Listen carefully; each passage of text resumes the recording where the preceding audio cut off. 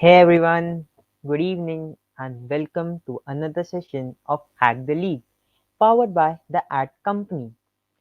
Hack the League is an upcoming digital 2022 hackathon which envisions to generate practical solutions for real problems and produce an increasing impact.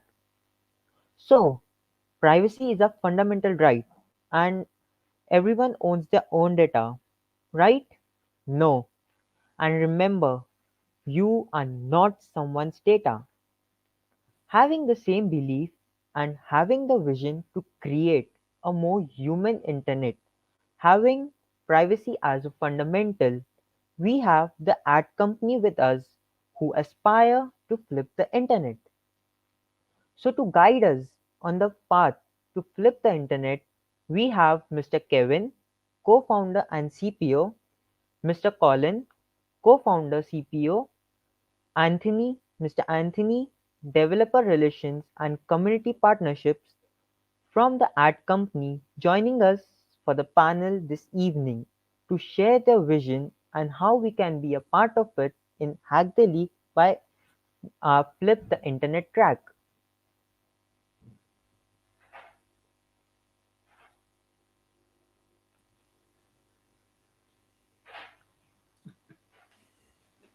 Good evening, Kevin. Good evening, Colin. Good evening, Anthony. Hey Harshit, thanks for having us. What an introduction. We are Great job. super excited to have you for the panel this evening and to know the vision of the ad company in the Flip the Internet. That's something great. So Thank you. I'll hand over the session to you guys now, and you can guide us for the path to flip the internet. Of course. Thanks, Harshit. All right. I guess most of you are joining from India, so good evening to all of you, but good day to all of you joining us from the rest of the world. Like Harshit mentioned, all three of us are from the ad company, and I think we should start with some introductions and maybe the story of the ad company, which will be interesting and exciting for all of you to learn. So I'm going to start with Kevin. Kevin, why don't you introduce yourself and get us on our way? Hi, everyone. Thanks for thank you, Harsha, for the very kind introduction. Perfect. So, yeah, we are, Colin and I kind of started this. We've been talking about doing this and tinkering with it for many years. And then about 2.5 years ago, we really got serious and said, well, let's actually do this and started writing code. And then so we ended up producing it. So I've known Colin for a long time. Spent some time living in London. So I was an American living in London, and Colin was a Brit living in New York, and which is confusing and fun. But anyway, this is just something we had a couple of important aha moments along the way, and then but so what we now have is a working network protocol, internet protocol, if you will, which is probably a brave thing to do, and also a software platform optimized. Well, it's written in Dart and optimized for Flutter. So we're huge fans of Flutter, and we. So anyway, it's now available. As I said, it's all open source. So love to have you try it and see what you think of it. And let us know. Awesome. Thanks, Kevin. Colin, why don't you go next? Hey everybody. I wish I was you guys just about to start a brand new hackathon, funding with ideas and trying to turn those ideas into code is just a magical thing. So good luck. Put your heart and soul into it, and you'll get so much out. It's just the way hackathons go. I can speak with authority because Kevin and I actually met for the first time at a hackathon. Although it was so many years ago, it wasn't called a hackathon. It was called a hot house, and it was a hot house to solve problems that were essentially unsolvable. And I think the challenge that was set was to, I was working at a bank at the time, Kevin was working at telco, and the challenge was set to trade faster than the speed of light. Sounds like a pretty difficult thing to do. And shockingly, after it was a was it a 3-day? I think it was a 3-day hackathon, Kevin, right? Yeah, 3 days. And yeah, after 3 days, we managed to trade faster than the speed of light. Well, from a certain perspective, there was a little bit of cheating going on.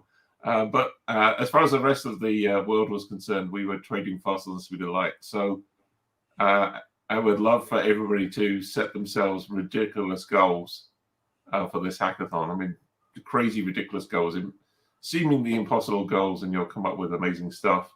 And I think that's what we've done at the Ad Company. Kevin and I are either very brave or very stupid. We could never quite make it out. But our goal was to turn the internet on its head and actually have people looking after their own data in a nice way, and change the whole tone of the internet as a result. Because if you own your data, then other people on the internet need to be nice to you. Otherwise, you can take their data back. So very small things can make a huge difference. And that's what we set out to do. And we're at the beginning of the journey. And we needed a lot of help. For us, at least for the last 2.5 years, it's been a 2.5-year hackathon, and I'm loving every minute of it. Although it gets a little tiring occasionally. So you will be tired, I'm sure, halfway through the hackathon. But keep hacking. Thanks, Anthony. Awesome. Thanks, Colin. So just to finish up what Colin said, I mean, Colin's not a morning person. For those of you wondering, all three of us here are based in California, and it's 6:40 a.m. for us. And I didn't even include Colin on this because I thought he'd use an extra hour of sleep. But I told Colin we're doing a hackathon kickoff. Colin's like, "Oh, I'll be there for sure." That's how much Colin and Kevin love hackathons, and super happy to be here as part of Hack the League and what you guys are doing. So just a quick introduction from my side. I've been with the Ad Company 12 plus months. Like the introduction said, I focus on our DevRel plus community partnerships with awesome communities like Hack the League. We've been seeing tremendous, traction and pull from all of you. So we appreciate all the love we've been getting the last 2 weeks already at Hack the League. And we look forward to the next 2 weeks as well, working with you guys to see what you can build as part of the Flip the Internet track.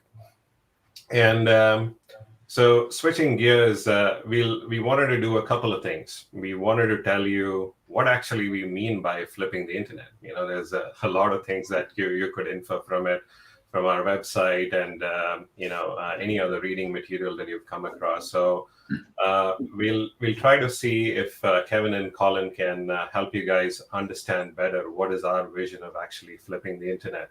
Part one. Part two is most of the hackathons that we've been in so far, we actually do a 3-day hothouse, like what Kevin and Colin said. This is probably the first one where we're giving you guys a lot of time to, probably even learn Flutter in a few days, come up with some new idea, use the ad platform to come up with your vision of that fits within the realm of Flip the Internet, right? So we are looking forward to working with you over the next 2 to 3 weeks as we get to the weekend of the hackathon. And the other thing we want to let you know as well is, we love live pitches. So this is not going to be a hackathon where you submit a video and you wait with bated breath for a result. We're going to actually try to help you pitch your idea. We're going to do some dry runs for your pitches that particular weekend. So there's a lot of exciting things that you can look forward to as we build up towards the actual weekend of the hackathon and closing it out with the winners, right? So back to Kevin and Colin. What do we mean by flip the internet, Kevin or Colin?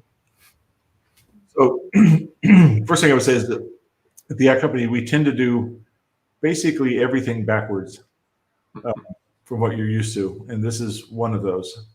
But the idea, so this actually came from a conversation with Colin over a cup of coffee, and we were talking about identity on the internet and how utterly awful it is. I mean, it's just awful.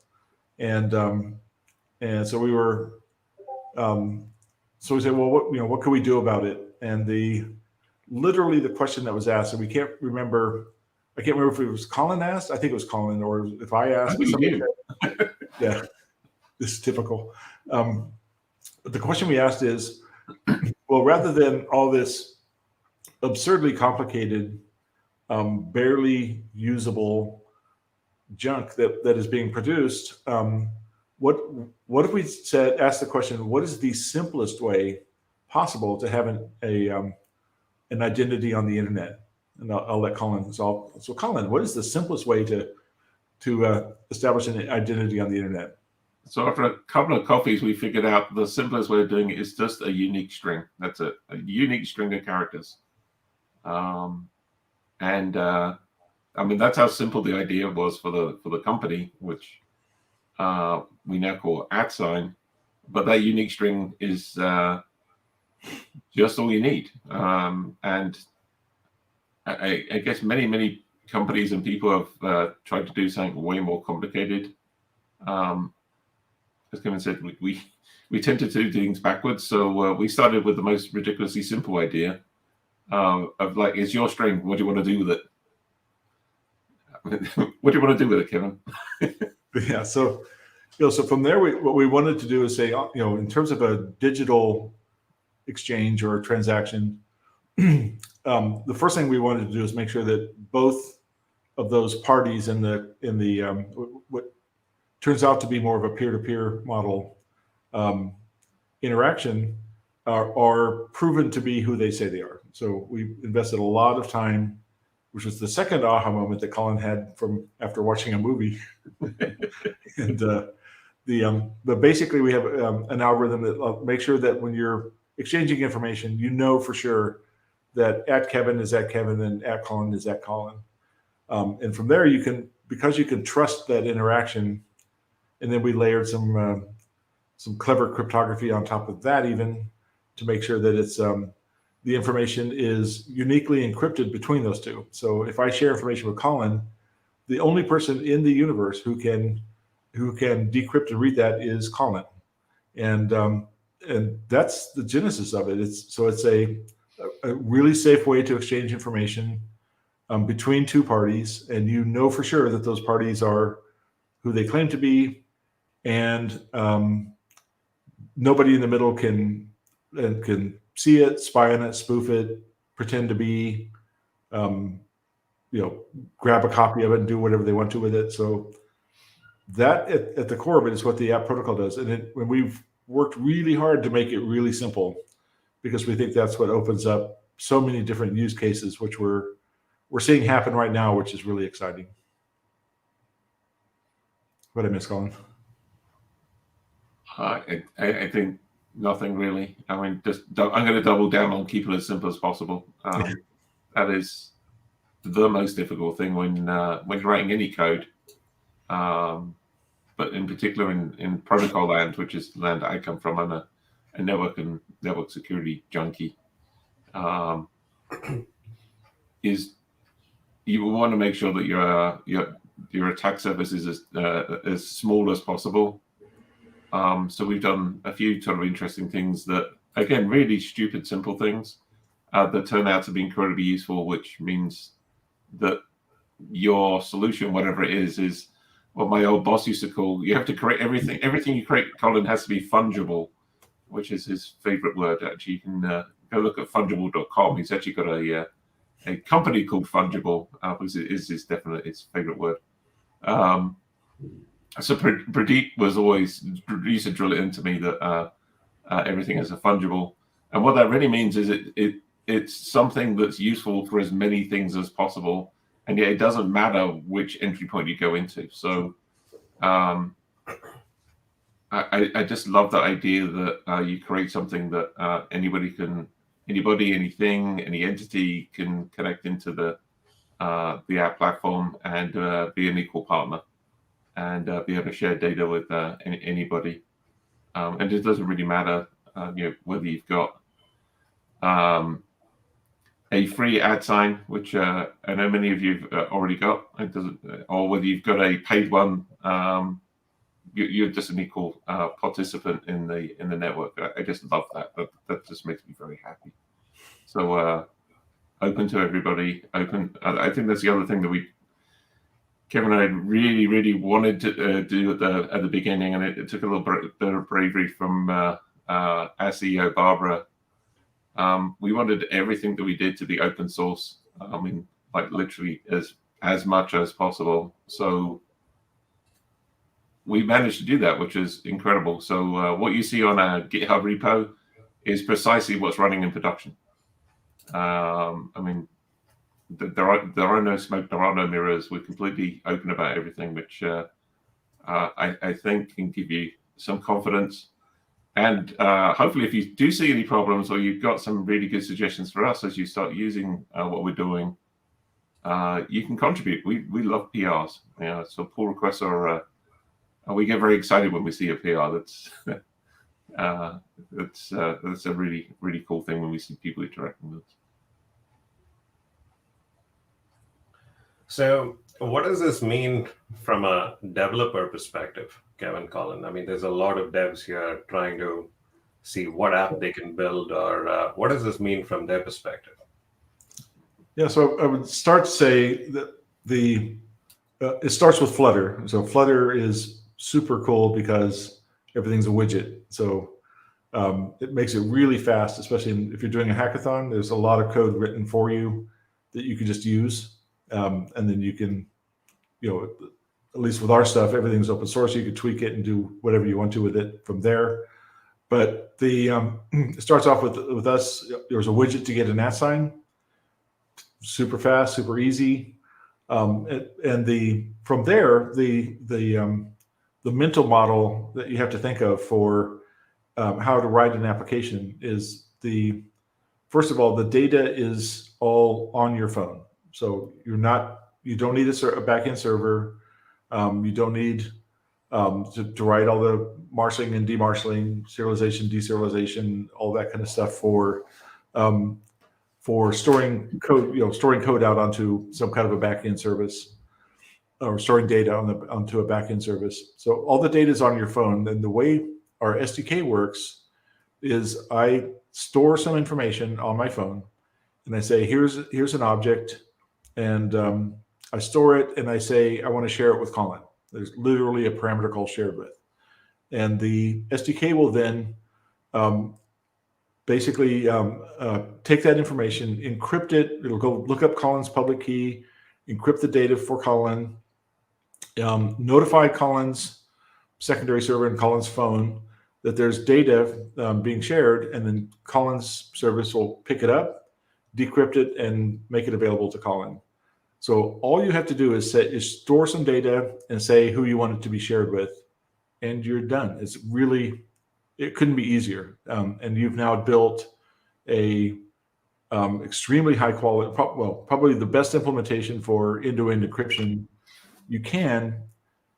And I say the best because what's inherent in that is that the private keys that you're using to encrypt the information are on your phone and stay on your phone. So they, because they never leave the phone on both sides. So I use my public key to encrypt, and Colin uses his private key to decrypt. Because of that, you're guaranteed that nobody else can access it. But the protocol takes care of all the hard work. So all you have to do is store it on your phone and say who you want it to be shared with, and you're done. And we have our SDK is what facilitates and makes that possible. Awesome, thanks, Kevin. Maybe it's a good idea for us to walk through what we've done in our dev site and tell people, saying, here's a good process or steps to follow. And then feel free to give us feedback as well. We're always learning on this dev site, and the flow is a brand new flow. So maybe I can share screen and walk people through it. And then Kevin and Colin, feel free to jump in. The website itself is open source as well. I bet that's what Kevin was just about to say. Absolutely. So yeah, if you see any errors on the website, then just raise a PR. We would love that. As I say, we just love PRs. Is there anything else we can open source? I can't think of any. I think we got everything. Yeah, there's a couple of things I'd like to open source as soon as that just need tidying up a little bit. Yeah, if the Hack the League team can share my screen as well, that'll be awesome. There we go. We see your screen. Perfect. Okay, so the link to our dev site is, I'll put it in the chat, and if you guys can display this as well, it is @sign.dev. We can see it, Anthony. Yeah, good. Sorry? We can see it, I think. Yeah. No, okay. No, I just put it in the chat for people as well to Oh, okay. Perfect. click on it. Sorry. Okay, so @sign.dev, and obviously we've talked about what the app platform is and some of the salient features of the app platform. From a developer perspective, this is the heart and soul of what you want to be looking at to get started, right? So after a lot of debate and brainstorming internally, we felt that the best way to get started with the app platform is to actually try the app platform, right? So that's why we have this first section here where it walks you through a step-by-step process on how you can get started with what we call as an ad app, which is a product of one of our developers, Xavier, and it helps you create a framework for your first step in the journey with the app platform, right? So you go through all of these simple steps and run the demo app. And then what you'd see is you will be able to send from your side a snack bar to this particular app that resides over here. Colin, you want to explain that further? I probably did a bad job there. It's fine. So this is a Flutter app that's created by AdApp. So AdApp is an extension of the Flutter SDK. So you obviously have to install the Flutter SDK and get that working. You get a flutter.dev to get that working. And the Flutter team over at Google have got some really good documentation on how to get your IDE up and all the rest of it. So once you've got that up, you just go through these steps. And step 5 that you've got up and running there, that is that sort of thing with blue where it says get yourself a snack bar. That is a Flutter application inside a web browser. Yes, Flutter applications do run inside of web browsers, which is awesome. So if you want a highly interactive website where you can control what the Google guys say is it's pixel perfect. You control every single pixel. It's running in an iframe there, but you could take over the whole screen. You could control every single pixel on screen using the Flutter framework. And essentially what you do with there is you type in your @sign. In fact, I might be able to send you one with live. I mean, I didn't plan on doing that. Let's see if we can do it. 1 second, I will fire one up. So the application is a sender, and you'll essentially be able to send a snack bar. And this really came from a demo that the Flutter guys put together, which was how to run an app inside a browser. And let me see if I can get that up as well for you. I'll send that over to you in the chat so we can see the genesis of all that. What @sign should I put here, Colin? I'll find out for you. 1 second. Okay. You're going live on me, and I hadn't had that prepared, so my apologies. No worries. Here we go. So this is the genesis. And I'll put it in the chat so you can put it on your screen. So there you go. That was the original snack bar application.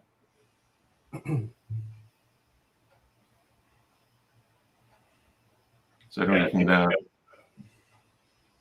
I think you Harshit run- will put the link on the yeah, you can just click on it and maybe get it in your browser so we can actually see what a snack bar is. That's probably a good idea.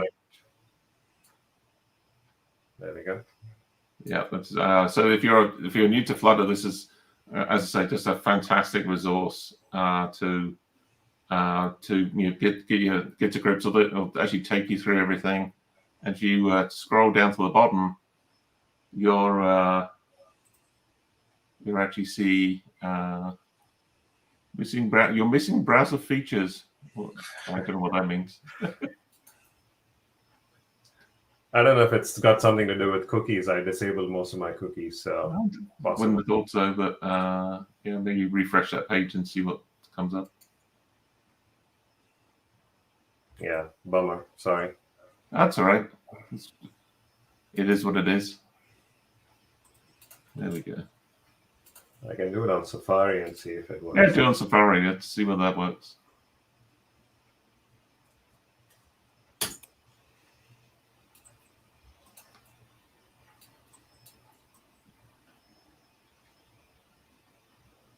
There we go. Looks happier.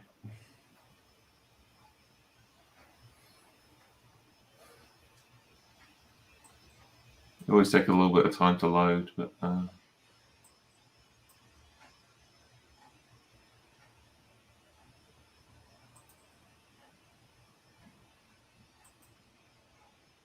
maybe not that long. Well, all right, why don't we come back to it? we'll come back to our one. Yeah. And, I'm just running up the snack bar sender. So Oh, it just came just in it time. literally came up. There you go. Yeah. So there's some code on the left. So you can actually code. There's something called Dartpad. You can actually code inside a browser, and you can run the code on the right-hand side. That's running code. So if you click on that button, send a snack, not the one right in the middle. That's it. And if you click on that, then you should get a little snack bar that pops up at the bottom. That works, Anthony? I don't know if it actually is clicking on it. A second. Ah. Or maybe I should run first, or I don't feel a click.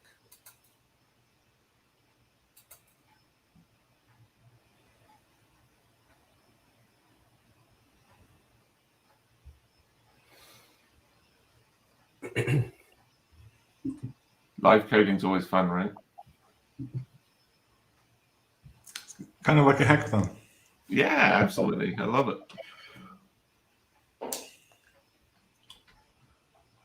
Yeah, so this was our inspiration to kind of replicate the same thing with the app platform as well, right, Colin?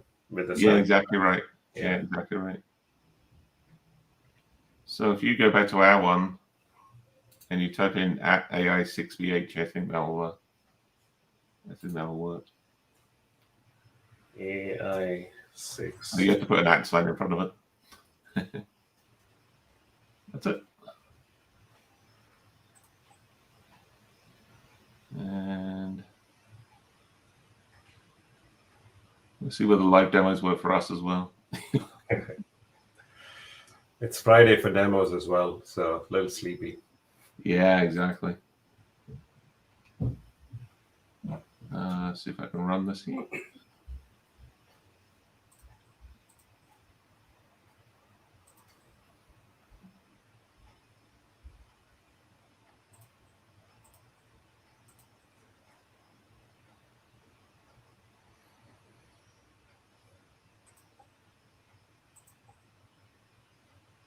Who would I like to send a snack bar to? AI6. Well, leave that one up. I guess we'll. All right, we'll come back to it.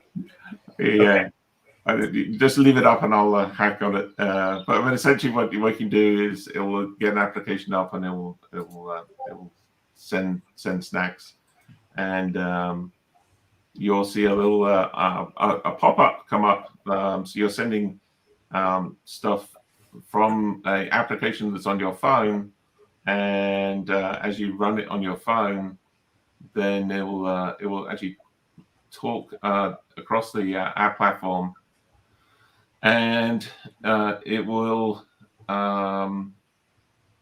be out there on the app platform. This little application in your browser will see that there's something being sent to that ad sign, and it will pop up the little snack bar at the bottom, and magically that will all work. So yeah, that's probably the easiest way to get started. The good thing is about doing it this way is you actually get to see some real code. You actually get to see how everything works and how crazy simple it is just to send information across the app platform. It would be so nice to actually see it working, but yeah, maybe the demo gods are not quite with us today. I'm not sure. I'm not too sure why. All right. It works for me here most of the time. Yeah, it's possibly a Chrome cookie thing for me as well. I'll remove cookies and try it out as well. Yeah. All right. Anyways, we need to move on. So the rest of the things on the website, pretty self-explanatory. We've called out a few core components of the platform that you can choose to read or not. We also have the snack bar app that Colin just mentioned. I mean, with a lot more detail here as to how you get it up and running on your machine. And everything that our apps run on or your apps need, they are available in terms of Dart packages or Flutter packages. Dart, for those of you who don't know, is the core tech on which Flutter runs as well. Both are open source, both are from Google. And everything that we've built to make your life easy as devs in terms of libraries, packages, and you'll hear the word widgets as well if you're new to Flutter. So everything's a widget in Flutter. So all of those details are available for you here under the Dart packages and the Flutter packages. Any callouts, Kevin, on these that would be really useful or tips for the hackers? Yeah, so the classic one is, you see it a lot of hackathons, is the @chat Flutter. So if you want to add end-to-end encrypted chat as a feature in your whatever you're building, it's just a widget and takes probably 10 minutes to implement full end-to-end encrypted chat. So that's pretty exciting. Lots of other things we try to do that are just useful. So we have contacts and events, and if you want to follow people, there's a follows Flutter. So we're trying to put basically useful stuff into different widgets. Location sharing, again, with end-to-end encryption, is quite useful. And also looking for more. If you guys want to create some widgets, that would be pretty awesome too. And you can see them on the right side navigation, the full list there. But perfect. And then the ad onboarding is the key one that comes with every ad app creation. And so ad app is like Flutter Create, if you're familiar with Flutter. So it creates a skeleton app, but it's a working skeleton app. So it gives you, a good way towards creating a full app, because it'll give you the basic outline and skeleton of a real app. What it does include is the ad onboarding. So it helps you. What ad onboarding is: get a free ad sign and set up your encryption keys, and that's the purpose of ad onboarding. And then so that's a key one. We're doing lots more things on lots more widgets to come as well. Perfect. Thanks, Kevin. So the rest of it, I mean, you can also, so we are actually working on revamping this, but this is a good reference nevertheless. It tells you everything that we've built to make the life of the developer easy. I mean, you really don't have to worry about everything that shows infrastructure, because all that is abstracted for you. You don't see or feel any of those. But what the things that Kevin talked about just now are the services, the libraries, and the widgets. So feel free to read through this, and you can click on each of these links to go through much more detail, whether it's on GitHub or pub.dev. These links will take you to the appropriate places for you to learn more about the tech. I think, do you want to show the PubDev example? Sure. Let me go from here. Anything you want to pick specifically, Kevin? Pick any of them. Let's do. Chat. Yeah, chat's always a good one. So on PubDev, this is where you would just be able to include the widget into your project. You just add it to the pubspec.yaml. And then what I wanted to show there was the example. If you click on the example tab. So that, I mean, basically we have, we're including how you would instantiate the actual, the widget into your application. So this is an example of a skeleton or a scaffold. And you have a working chat UI even in your application with this. So again, it's a very straightforward, simple thing to do. And again, all of this is open source as well. Like Kevin mentioned, if you have any feedback, make this better, we're always open for those. And then I think we've already put the GitHub repo for you guys to take a look at as well. So that's available. All right, back to the dev site. And there's a section that says, in case you're new to Flutter, which I'm assuming at least some of you are, we've also given you steps to figure out how to get onboarded on Flutter. I mean, if you're a React Native dev or any other mobile technology dev, I mean, it should be fairly easy for you to get going. And so if you need any reference points to how to get started with Flutter, I mean, we've given you some points as well. But I mean, the best place for that, though, is just go to flutter.dev. That's Flutter's website. And if you go to the docs section, here as well, you have very detailed information on how to get started with Flutter too. Okay, so if you, we wanted to walk you through this, we also wanted to walk you through what our challenge for the hackathon is. So as the name suggests, our track is called Flip the Internet. Much like what we are trying to do, we want to see how all of you at Hack the League can help us flip the internet as well. So we want to hear your ideas. So the details for our track are available on hacktheleague.tech. If you scroll down, you see the partner tracks, and you just click on Know More. You'll see all the details related to what our challenge is about, right? And for the most part, we've kept this super simple and open-ended. Like most of the things in the ad company, we want to see what you guys can bring to the table with your creativity. We're not going to limit your creativity in any way. So what we're challenging you to do is keep in line with the spirit of the hackathon. Look into different areas that the hackathon's focused on, which is healthcare or diversity and inclusion or environment. Or if you have an idea that doesn't fit within the realm of these three, it could be any idea that you might have thought to make the world a better place, to make the internet a better place, right? And take those and reimagine that with the power of Flutter, with the power of the app platform, and submit it as part of the hackathon. That's all is the ask, right? And the other thing you can do is, if you feel like you're using an app on a daily basis today and feel like, hey, man, I mean, this could use a lot of privacy. I want to reimagine this, right? And figure out a way to do this differently with privacy, a way it can protect my data. We'd love to see those ideas as well. You know, to Kevin's point on chat. I mean, we use chat on a daily basis, but we all have complaints with the way we do chat.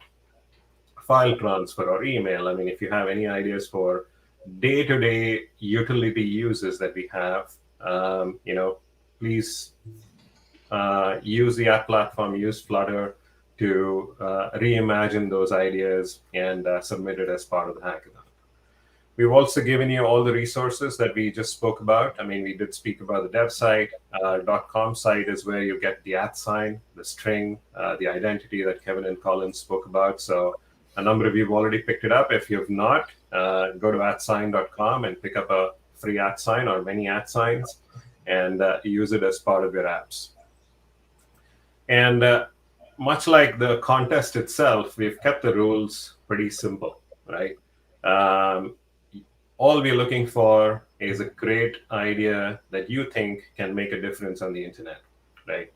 And we're not even asking for an end-to-end working app as part of the hackathon. We totally understand that, I mean, 2 weeks is a limited time, let alone 2 days, right? You can do only so much in that time, especially if all of you are working full-time or in colleges and studying and all of that. So take it to a level where you are happy with it to showcase the power of the app. You know, it could be wireframes, it could be a roadmap, it could be a way by which you showcase saying, here's my idea, here's how I'm using the app platform, here's my roadmap to make it better, right? And then what other tips and tricks do you have to make that come to life is basically what we're looking for. And then of course, we want to encourage all of you to use Flutter and the app platform. So there's definitely bonus points for you if you can figure out a way to use that in the next 2 weeks and implement that as part of your submission. I mean, those apps and ideas are definitely going to stand out, right? And we're not asking you to do this alone. We are here to help you throughout the process. So any questions that all of you have throughout the 2 weeks, please come into our Discord or use the channel on Hack the League Discord, and ask us, fire away those questions. I mean, we have teams all around the world, and we'll be more than happy to help you, figure out a way through any roadblocks or bumps on the road. So, right. So we want to see you succeed. We want to see your ideas. So we're looking forward to it.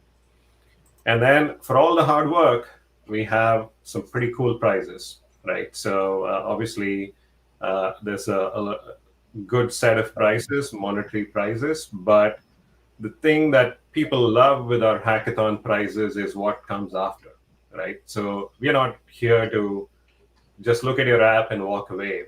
If you have cool ideas, if you want to make a difference in the world, we want to help you take those ideas to market, right? And we do a lot of mentorship sessions as part of events that we go to, and we learn a ton from that as well, right? So what we offer as part of the winning prizes is also a 6-week mentorship program where all our co-founders, including Kevin Collin, all the smart brains in the company come together. We pull in GDEs from the Flutter community. So there's a lot of collaboration that goes on. And we'll help you showcase your ideas as well through what we do as demo days, where other people, investors, can come in, look at your ideas, and you can pitch those ideas to them. So there's a lot of benefit to be had through the 6-week mentorship program as well. Kevin, Colin, you want to add anything to what you've seen through our mentorship program? Any other tips and tricks on our hackathons? One thing I would add is part of hackathons that's really important and we love it, and why we focus on kind of pitching and repitching is that communicating your ideas is every bit as important as writing amazing code. So I'd say really try to hone your skills for being able to present your ideas in a compelling, exciting way that captures the imagination, especially if you're trying to do something like raise investment, which you certainly don't have to, but if you do, it's really important to be able to present your ideas in a way that gets people excited. Awesome, thank you.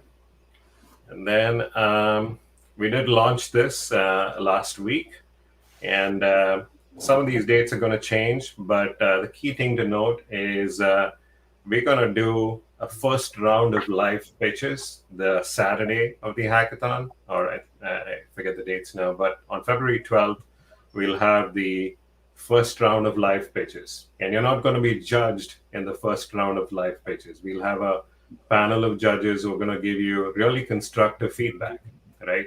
We're going to say, hey, this is lovely, or this may not make the cut. It'll be good constructive feedback. And we've seen people go back, work on those ideas, even come up with new ideas overnight and win hackathons, right? So there was an instance in one of our hackathons where we gave some feedback. Somebody went back 1 a.m. They wrote to us saying, do you mind if I submit a new idea? And then the next morning, as you know it, 8 a.m., they turned out to be the winner for the hackathon, right? So you never know what sparks your brain, what sparks an idea. So keep thinking. And we're going to help you throughout the process, like I said, whether it's on our Discord or if you can figure out a way to Twitter, any model in which you want to reach out to us for help. We're here to help you guys succeed.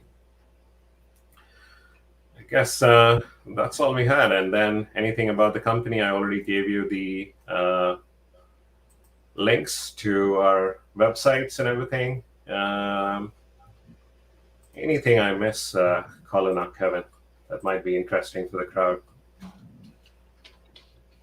Oh, by the way, I have to tell you guys this. So you should already see this particular hackathon giveaway that we are part of right now. We've got tremendous response to this already. I must say we have very few left. So those of you listening want to grab one of our cool t-shirts that says hackers are heroes.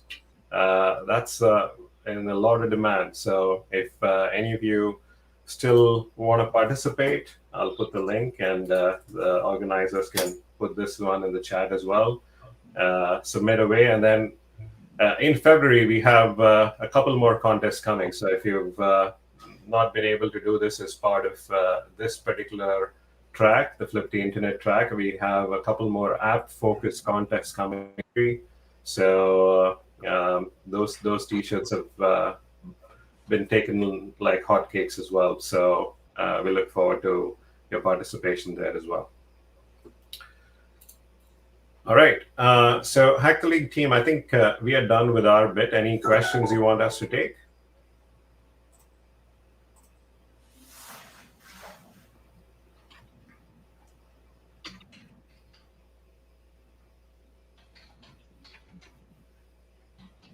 Harshit or Jatin, are you guys there?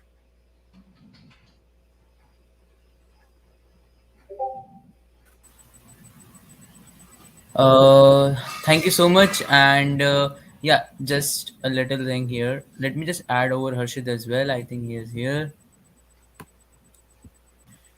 So I do have the demo working now, so maybe we can do that if you like. I want to prove that it does work.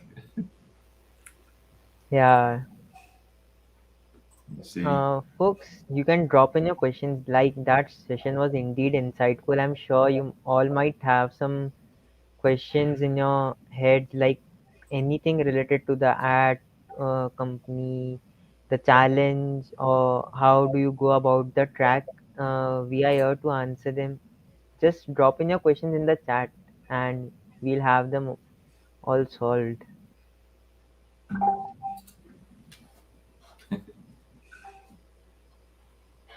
Oh, thanks. So this is a snack bar app. This is on the right hand side. This is an Android emulator. You can see that because it's an Android emulator, and we can run that application here. If I get to the bottom of the screen, it'll be easy to see. Whoa. There it is, and we can send a snack. So this is running on an Android emulator. It can run on any Android in the whole world, and I can send a snack. I'm going to send a Snickers bar, and through the power of the protocol and all that other stuff, we get a Snickers bar. This is called a snack bar so you can send another dime bar. So if you get everything right, you'll actually be able to send any message you like. You can change the code, and it will pop up on somebody's web browser. And obviously, you can actually run this yourself if you if you're quick and you could type in this rather long free @ sign. So yeah, that I just want to make sure it does work. So you get to see it. That's so fun. Yeah, it's super simple. Hopefully, it's not intimidating. Once you can do that, you can do pretty much anything. So we have a bunch of questions in the comments. How do you want to handle Yeah, those? we had a bunch of questions in the chat. Like, Do you want to take it one by one, Harshit? We can't see the question. We just saw the one on the mentorship program. You want us to cover that first? they'll come up on the screen. Okay. Or you want me to read them out? So Sure. Anthony, you click on the comments Oh, there we go. on the chat. Okay, cool. I So guess React they're Native- visible now. Yep. So React Native, there's a bunch of questions here, so let me try to go quickly so we're not wasting time. We have not done a React Native implementation yet. There's no reason it can't work. We just haven't written the code. If somebody wants to get started on that and create a repo and start to build out a React Native implementation, that would be cool. Otherwise, we will get to it just as fast as we can. It's an important idea. We definitely want to do that. We just haven't been able. We've just barely gotten the Flutter stuff done, and now we're, polishing that off.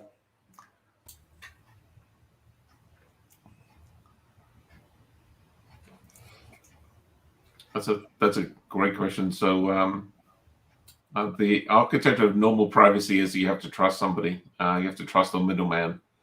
And classically, that means that you have, well, probably one or two things, or more likely both. First of all, you have a web server. So you're a web app, and you have a web server, and you talk across the web server. Whoever's running the web server can see all of your data, period, because they're the server. And behind the web server, there's probably a database. If you're running a mobile app, classically at the moment, you'll have a database at the back end. Use Firebase, pretty good database. And it works fine, but whoever administers the Firebase database can see all your data, period. We've architected, and why this is different is that, sure, we run infrastructure to make all this stuff work, but we cannot see any of your data. Why? Because the endpoints actually created the cryptographic keys that everything's encrypted with. So we just pass around encrypted stuff. We have literally no idea what's in your encrypted stuff at all. We can prove we cannot see it. And that, again, very small idea is just huge. Unless you want it to be explicitly in the public domain, then everything's by default encrypted. You have to specify that it's not encrypted if you do want public stuff.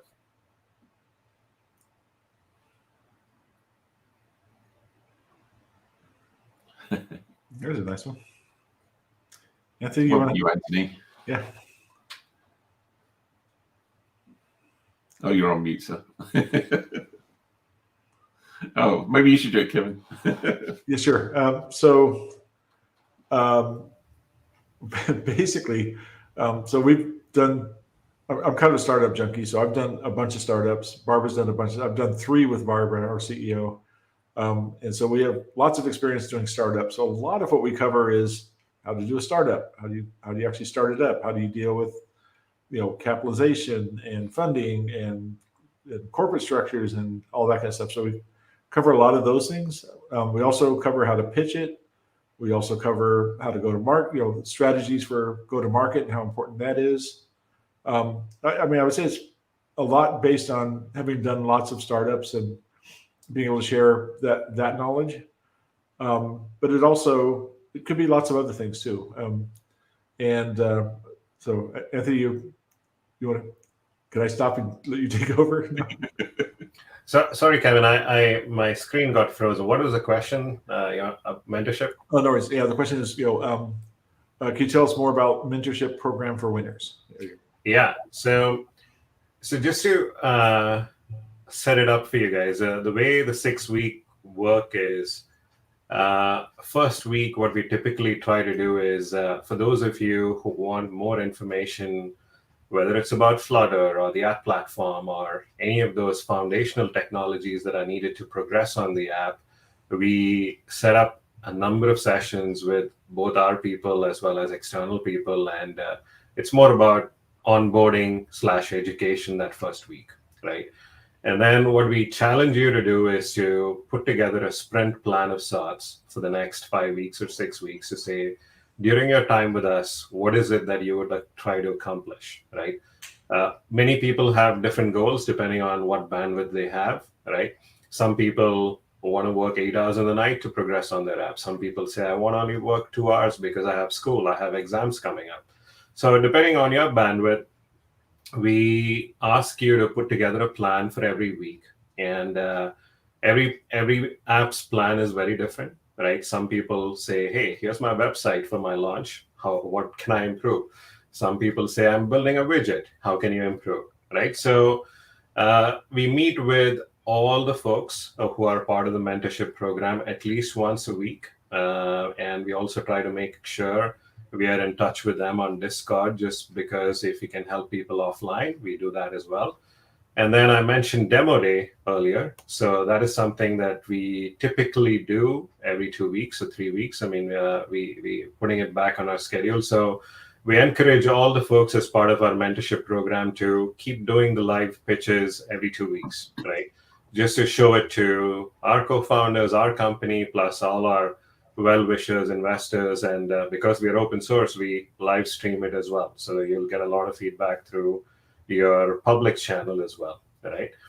And then at the end of the 6 weeks, I mean, we'll see where you are. And honestly, the mentorship doesn't stop after the 6 weeks. I mean, it's just a formal program that we do. We keep in touch with whoever is developing on our platform and our ecosystem, even after the 6 weeks. And if there's any help you need, I mean, you have us, you have the ecosystem to come in and help. So that's essentially what the mentorship program is. I mean, it's a 6-week formal way of engaging you guys, getting you off the, take off, if you will. And then after that, I mean, it's more support offline. And we've had people come out of our hackathons, start off their own companies. They go hire developers. They come back and ask us, what's the best way to hire people? What's the best way to set up a company if you're a US company? There's all sorts of questions that we can help you answer. Or if we can't help you answer, we'll at least point you to the right people, right? So that's what the mentorship program's about. I'll let you take this one, Colin or Kevin. What's the platform architecture? Colin, you want to grab that one? Yeah, sure.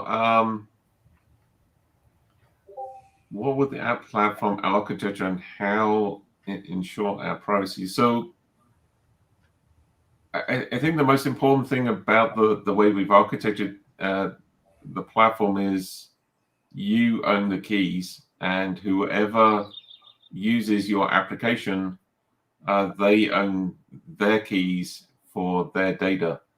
And it's sort of weird, but you do get used to it. When you're writing code, you can never see the data. So everything's sort of abstracted to you. It's a little unnerving the first time you do it. So you actually write code, and you can never actually see what data is going into your application. So the first thing you need to do is get your own @signs, so you can run the application and use it with your data and your keys. So essentially, that's how you ensure the privacy. You're moving from sort of a hotel environment where you've got your own key to the room in the hotel, but the hotel has a master key that can get into all your data. That's the classic big data, and classically how everybody does it on the planet at the moment is you have to trust somebody. Whoever's running the hotel, could be the web server, the email server, the Firebase administrator. You have to trust somebody. We don't think that's a great idea, but it does mean there's a little bit of responsibility on people to look after the keys. So you move from a hotel environment to your own personal apartment. And if you've got your own personal apartment, you have to look after your keys. And you can decide who can have your keys. Same thing with the app platform. So a little bit of responsibility and total privacy seems like a pretty good deal. So that's what we're different. And there was another question about an @ sign. What's an @ sign? An @ sign is just a string.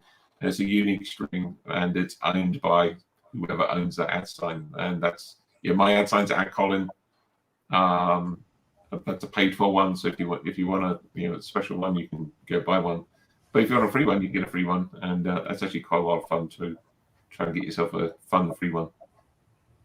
What I miss, Kevin? So I think in terms of the how will it ensure privacy? So this is actually important. So whenever you hear people say that they're doing end-to-end encryption, the single most important question to ask is who has access to the keys? And if they have access to the keys, they have access to everything, period. And if the answer for us is only you have access to the keys, and then that guarantees that only you can access the data you've created. And then if you share it with somebody else and encrypt it for them, then their keys are required to access the keys as well. So it's the most important question. You have to press pad thai. Who has access to the keys is the most important question, and few people actually ask that. So that's how you prove it. There was another question around open source and privacy. That does seem weird, right? So how can you have open source and privacy? And the weird thing is, it's guaranteed to be private because it's open source. The open sourceness is just the code. The keys you generate are your keys, and you generate the keys using the open source code. So that means that anybody in the world can have a look at our open source code, and the algorithms we use are also open source. So we use really boring crypto algorithms that are open source as well. So you can see how those work. We use RSA, AES, and we use TLS to encrypt all the network traffic. But because it's open source, because you can see what's running, then you can trust it, and then you can have your own privacy. But as Kevin said, you're using open source software to develop your own keys, cryptographic keys, and you decide who can have them. If it's just you, then it's only you on the whole planet that can actually see that data. Period. That's it. Yeah, we also set a design constraint when we started, and this actually came from one of our dear friend lead developers, a guy named Gary. So he uses the term provably true. So we wanted to make it provably true that we can't see your data. So most times people say, we can't see your data. And what they mean is, well, we could, but we have some policy in place that says we won't. And as long as everybody plays by the rules, then we're not going to look at your data until somebody says, well, screw the rules. I'm going to do whatever I want. And they get access to people's data, and it ends up, oh gosh, 100 million people's data on the internet. Great. So most of the time those leaks happen because of something like that, or somebody hacks in and says, great, I figured out a way to get admin access to everything. So another 100 million people data out on the internet. It's costing hundreds of billions of dollars a year and harming people's lives. That's crazy.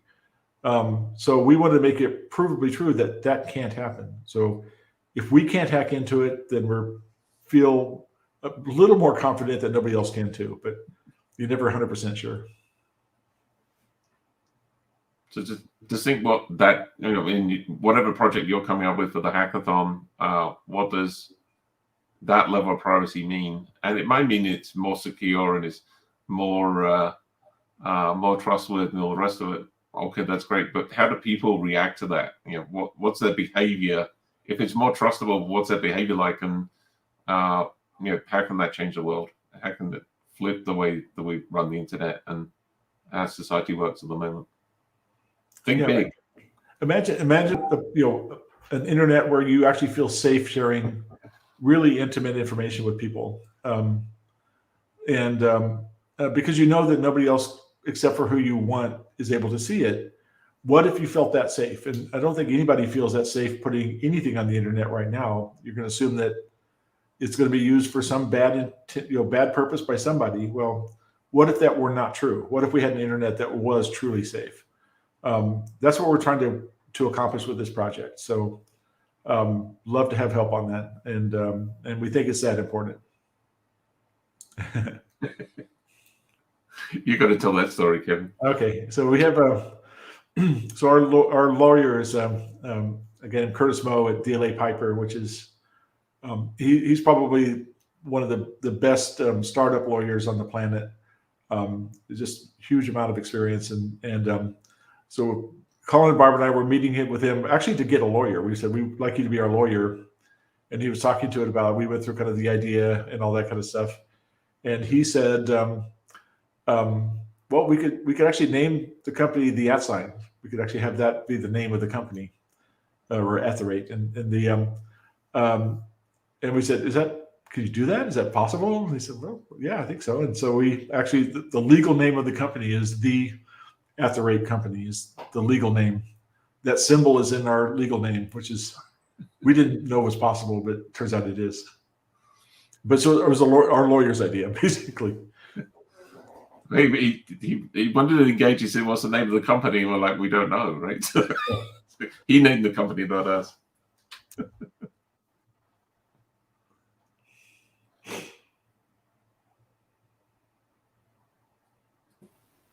So you should ask how people presently utilize. Yeah. So the so @signs are. I mean, the value comes from apps that are built around it. So it's really about applications that get created, and especially applications that create new kinds of experiences. So one of the ones that's to be announced here pretty soon is it's not one we've done, but actually a student at Columbia named Cafe. She's got an app that allows you to chat with some random person on the planet. I mean, some other person you can randomly start a chat session with, and see if it's somebody you want to be connected to. And if yes, then great. You can build a connection, a relationship. Or if the answer is no, then you can remove all your chats, all your messages from the other person's phone, so you actually can control what's on their phone. And if there's something, if you decide, okay, I don't, this isn't working, I don't, either this person scares me, or maybe just I'm just bored and don't want to. But you can actually take your data back, and so it's imagining those kind of new experiences. So what if you felt safe that I could just start chatting with anybody, and I feel safe because if it's not positive, then I will take my data back. And that's important, because then people, maybe start to be polite to each other, and maybe start to be nice to each other. Because if you have the ability to, cut me out completely and remove all your information from my phone, I'm probably going to be nice to you, because I don't want that to happen. Unless I do want that to happen, then I can take it off myself. So, so there's kind of what Vint Cerf called accountability on the internet that we want to encourage, and that's going to be systemically encourage positive interactions. And part of that is just the ability to remove them. If you're not satisfied, with the company, you can remove your data. If you're not satisfied with somebody else that you're talking to, remove your data. If you have that power, then that's huge.